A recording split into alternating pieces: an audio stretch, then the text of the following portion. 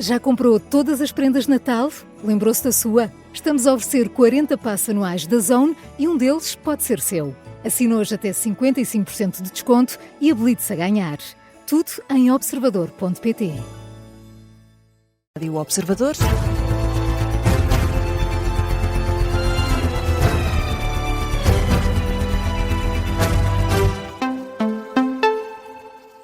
Jornal das Três, com a edição do Miguel Videira. E Miguel, a Faculdade de Direito da Universidade de Lisboa decidiu suspender o contrato de Paulo Abreu dos Santos, detido por suspeitas de pornografia infantil e abuso sexual de menores. O docente foi adjunto da antiga Ministra da Justiça, Catarina Sarmenti Castro. A Polícia Judiciária realizou buscas na casa do advogado na passada quinta-feira e encontrou vídeos de crimes sexuais contra crianças. Paulo Abreu dos Santos foi depois ficou preso preventivamente. Foi essa a decisão do juiz de instrução criminal.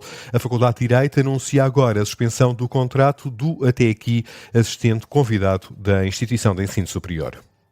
E o PS vai votar contra o orçamento para a Câmara Municipal de Lisboa. Alexandra Leitão acusa Carlos Moedas de cortar o investimento na habitação. Um corte que não deixa alternativas ao Partido Socialista. É isso que salienta a vereadora do PS em declarações ao Observador. Quando a crise da habitação em Lisboa é uma crise, já não é urgente, é uma emergência, ter um orçamento municipal que reduz em, repito, 40%, menos 100 milhões de euros, o investimento municipal em habitação não podia ter outro voto que não fosse o voto contra do Partido Socialista. Não é um voto estratégico ou muito menos tático. Este é um voto que analisou o orçamento. E foi por analisar o orçamento que vamos votar assim, porque o orçamento de facto é um mau orçamento para a cidade.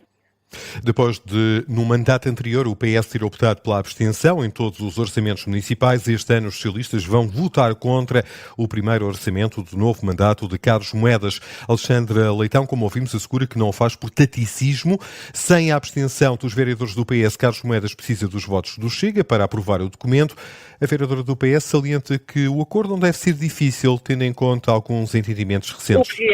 O atual Presidente da Câmara, e o atual Executivo Camarário, já viabilizou um conjunto de propostas, a nosso ver más, que vão desde aspectos que têm a ver com o funcionamento da Câmara, ao nível do regimento ou ao nível da delegação de competências, e péssimo, ainda muito pior, o regulamento do alojamento local, e fê-lo utilizando e governando com o Chega. Portanto, assim, não é uma opção. Se tiver que fazer essa opção, seguramente não é por causa do voto contra do Partido Socialista no orçamento, é porque já fez essa opção desde o início do mandato em coisas muito lesivas, como, por exemplo, o alojamento local.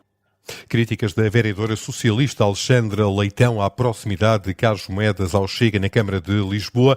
Em declarações à Lusa, Bruno Mascarenhas, vereador do Chega, revela que ainda não decidiu o sentido de voto, mas sublinha que há aspectos positivos na proposta de orçamento que vão ao encontro das políticas do Chega. A proposta de orçamento é votada na quarta-feira, depois de amanhã.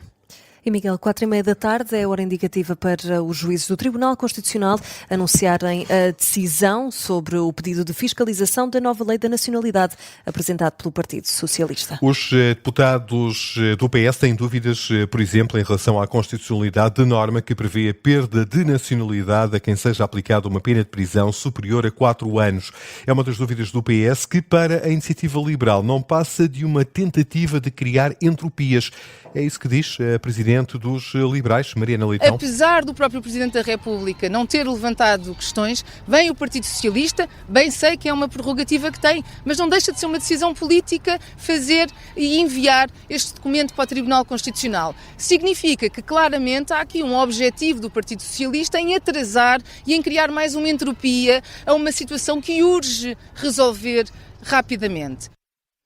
Sobre esta decisão do Constitucional conhecida daqui a mais um pouco, pronunciou-se também André Ventura. O Presidente do Chega espera que os juízes conselheiros percebam qual a vontade do povo. Nós trabalhámos muito horas a fio, com delegações conjuntas, para se chegar a um texto, que não é o texto que nós gostaríamos, não é o texto que o Governo gostaria, mas chegou-se a um consenso nacional. Também peço ao Tribunal, às instituições públicas, também que tenham em conta esse consenso nacional a que se chegou num país que teve eleições legislativas há muito pouco tempo e que houve uma maioria claríssima entre o partido que tem hoje o Governo e o Chega. É uma maioria de mais de 50% da população.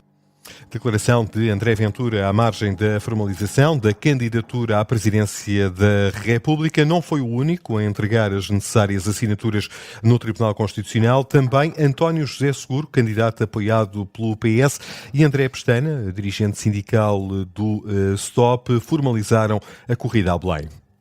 E a candidata presidencial, Catarina Martins, defende uma nova geração de políticas de prevenção da violência doméstica. Sim, em declarações aos jornalistas no Funchal, na Madeira, a candidata à presidência da República defendeu que, mais do que apoiar as vítimas, é preciso encontrar formas para que não existam nem vítimas nem agressores. Nós sabemos que a violência contra as mulheres e a violência doméstica continua a ser um dos maiores problemas de segurança no nosso país. Mas é preciso também dizer que é possível sair dessas relações. E há associações, há instituições que ajudam nessa autonomização e esse trabalho é tão valioso. E temos de aprender com essa experiência de quem foi capaz de sair da situação e teve apoio. E dizer também que nós em Portugal precisamos de uma nova geração de políticas contra a violência, de prevenção da violência. Porque nós precisamos de apoiar as vítimas, mas sobretudo, nós precisamos que não haja vítimas nem agressores. É o que diz Catarina Martins, candidata à presidência da República, apoiada pelo Bloco de Esquerda, está hoje na Madeira. E ainda não foram encontrados os 3 pescadores desaparecidos na sequência de um naufrágio em Caminha, no distrito de Viana do Castelo. Foi este fim de semana. As buscas foram retomadas esta manhã, ainda sem resultados. Isso mesmo dava conta, há cerca de hora e meia, o comandante da Capitania de Caminha, Fernando Vieira Pereira. Nós ainda não tivemos grandes novidades e indícios dos 3 desaparecidos. Continuamos sim a detectar e a recolher indícios do naufrágio, destroços do naufrágio e que se centram mais ali na zona da Ínsula.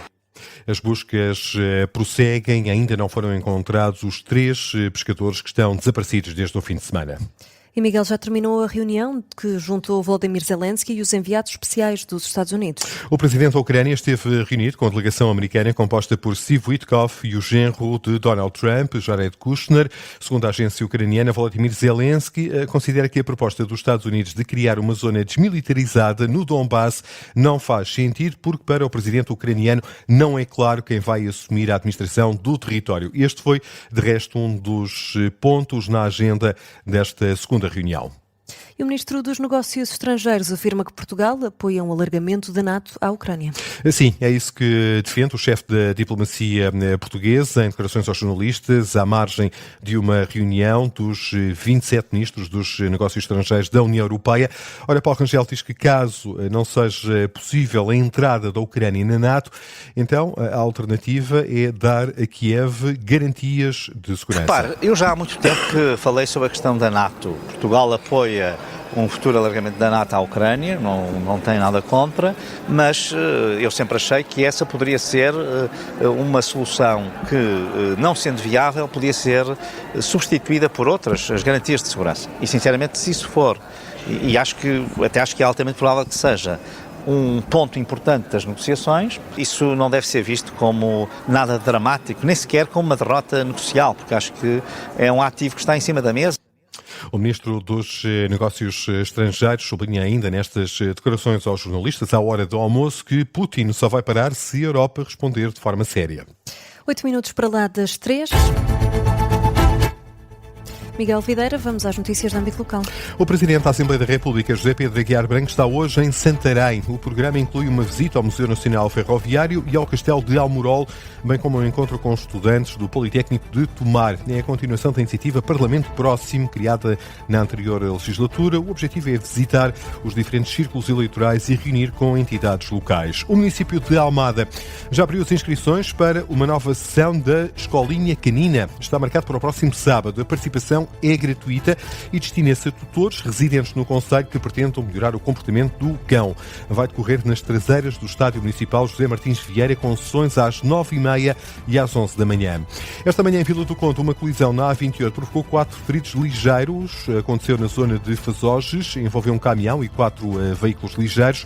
O acidente obrigou ao corte de trânsito no sentido sul-norte. A circulação foi, entretanto, restabelecida. Um grupo de voluntários que plantou centenas de árvores em Lisboa vai ser alvo de uma contornação por parte da Câmara Municipal. Isto porque a iniciativa, em que foram plantados 700 pequenos sobreiros na Avenida dos Estados Unidos, não foi autorizado.